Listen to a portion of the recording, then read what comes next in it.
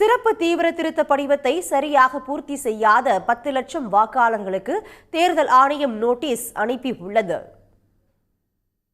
பீகாரை தொடர்ந்து தமிழ்நாடு, புதுச்சேரி, கேரளம், மேற்கு வங்கம் உள்ளிட்ட 12 மாநிலங்கள், யூனியன் பிரதேசங்களில் வாக்காளர் பட்டியல் சிறப்பு தீவிர திருத்தப் பணிகள் கடந்த நவம்பர் 4ஆம் தேதி தொடங்கி நடைபெற்றன.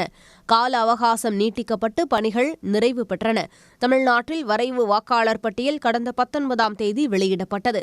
அதில் 97 லட்சத்திற்கும் மேற்பட்ட வாக்காளர்கள் நீக்கப்பட்டுள்ளனர். அவர்களில் 66 லட்சம் பேர் இடம் மாறி சென்றவர்களாக காட்டப்பட்டுள்ளனர். அவர்கள் வாக்காளர்களாக சேருவதற்கு 1 மாத காலம் அவகாசம் அளிக்கப்பட்டுள்ளது.